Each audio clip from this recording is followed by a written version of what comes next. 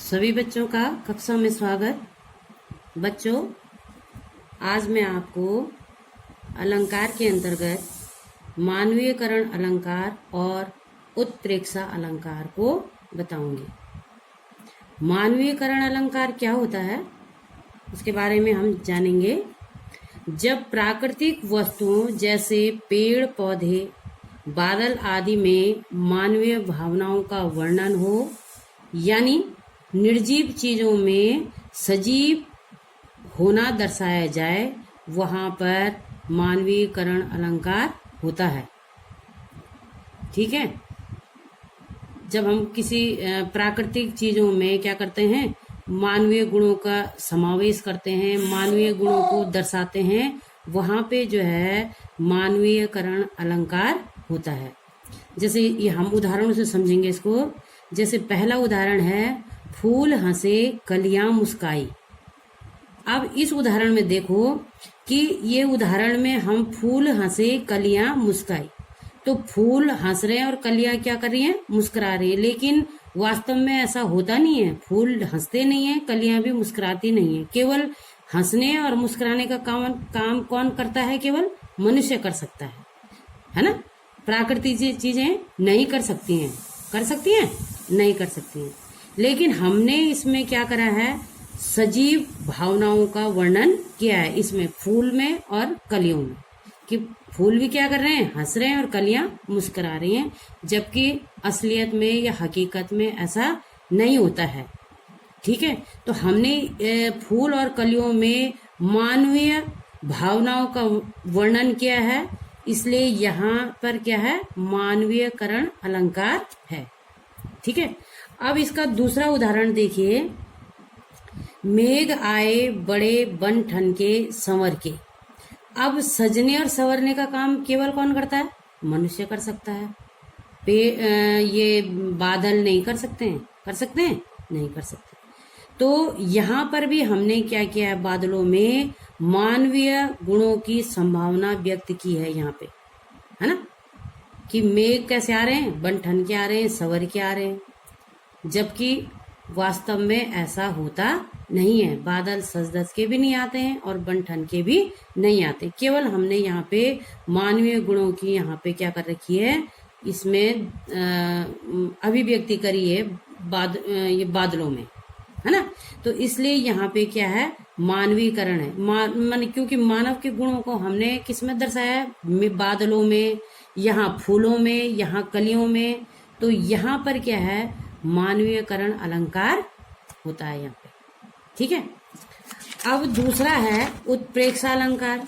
तो उत्प्रेक्षा अलंकार क्या होता है, जहां पर उपमेय में उपमान की संभावना व्यक्त की जाए, वहां पर उत्प्रेक्षा अलंकार होता है। उपमेय एक चीज ऐसी होती है जो प्रस्तुत होती है, जो हम देख सकते हैं, और उपमान जो अप्रस्तुत होता है, जिसको हम नहीं देख सकते। इसको हम इस उदाहरण से समझेंगे। जैसे उस काल मारे क्रोध के, तनु कांपने उसका लगा, मानो हवा के जोर से सोता हुआ सागर जगा, है ना।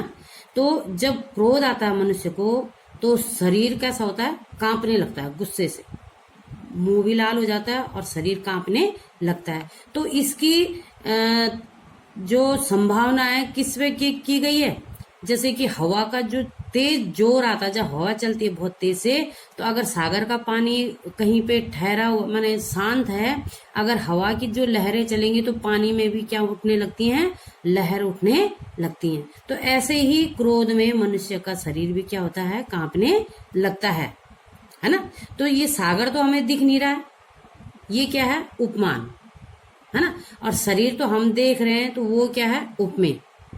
तो इस शरीर में हमने किसकी संभावना व्यक्त की है, सागर की, कि शरीर ऐसे कांप रहा है क्रोध से, जैसे कि हवा के झोंकों से सागर की लहरें क्या करती हैं, लहरें उड़ती हैं सागर में, इस प्रकार से, है ना। तो यहाँ पे क्या है, उत्प्रेक्षा अलंकार है। अब ऐसे ही दूसरा उदाहरण यहाँ पे है, यों वीरवर अभिमन्यु तब शोभित हुआ उस काल में, सुंदर सुमन जो पड़ गया हो, कंटकों के जाल में। अभिमन्यु कौन था? अर्जुन का पुत्र। ठीक है। अब जिस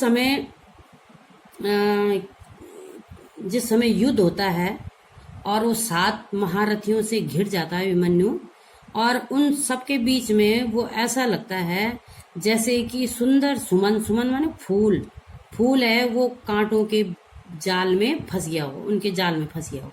ऐसे वो 7 महारथियों के बीच में घिर गया था। कौन? अभिमन्यु। तो अभिमन्यु की जो संभावना है वो सुमन से की है हमने यहाँ पे, है ना। और ऐसा लग रहा है जैसे कि वो कांटों के बीच में फंस गया हो। वो कांटे कौन है? 7 महारथी। ठीक है।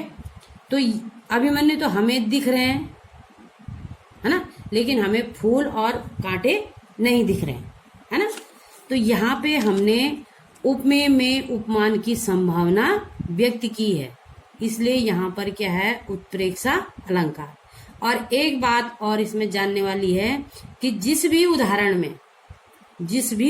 में कहीं पर आप ऐसे मनो, मानो, मनु, मनहु, ज्यों, जनो, जनु, जानहु आदि शब्द का प्रयोग होता है, जहाँ पे आप देखते हो वहां पे कौन सा अलंकार होता है? उत्प्रेक्षा अलंकार होता है वहां पे।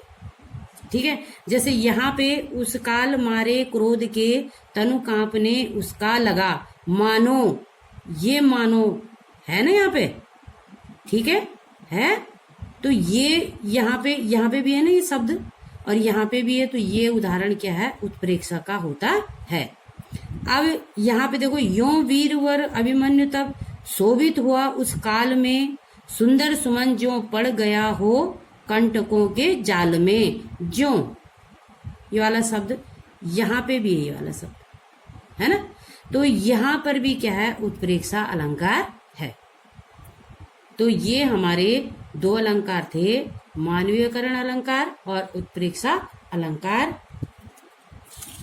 इनको समझ लेना और पढ़ लेना। धन्यवाद।